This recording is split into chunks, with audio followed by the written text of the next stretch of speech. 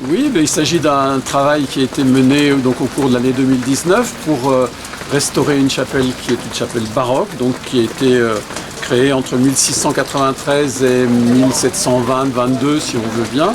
avec une première installation et puis un deuxième programme iconographique qui a été financé par des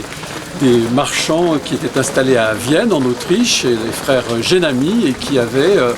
on va dire, à cœur de rendre hommage à leur lieu d'origine et à financer un programme de décor, un programme de toile et de peinture associé au retable et à l'ensemble du bâtiment. Voilà, c'est un travail qu'on a mené donc entre le mois de mai et le mois d'octobre de cette année 2019,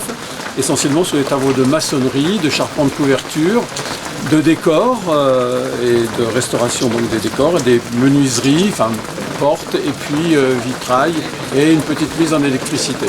Voilà. Et c'était une chapelle importante à l'époque? C'est une chapelle assez... Enfin, c'est d'une petite taille, mais c'est une chapelle dont on voit que le programme décoratif et iconographique montre que les frères de Genami, qui en étaient les donateurs, y accordaient vraiment beaucoup d'importance. Et en plus, elle est placée à un endroit très singulier sur l'ancienne route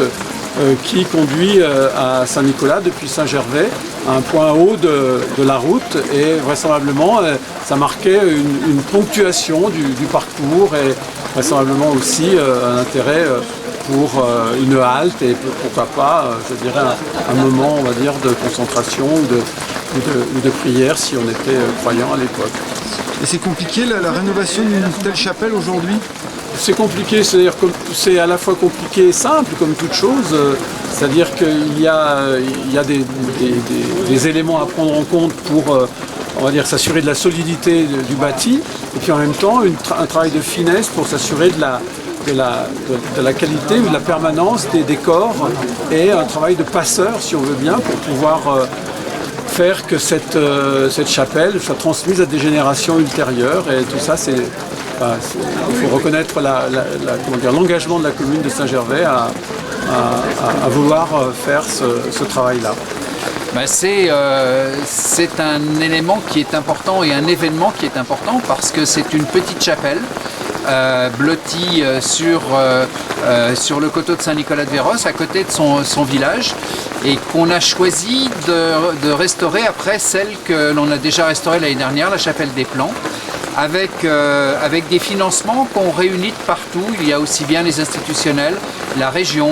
le département, la DRAC, c'est-à-dire l'État, la Fondation du patrimoine, un généreux donateur, la famille Gombeau, et on arrive comme ça à faire de très très belles choses, c'est-à-dire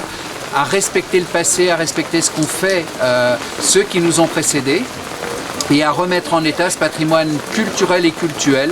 Et c'est, je crois, l'un des rôles aussi des élus de pouvoir préserver ça pour les générations futures. D'où l'importance, si vous voulez, de tout ce qui est écrit aussi, les cartouches qui renvoient aussi à l'oralité, à la prière et bien sûr à la relation qu'on pouvait avoir avec le territoire dans lequel on vivait et bien sûr la foi que l'on avait à l'époque.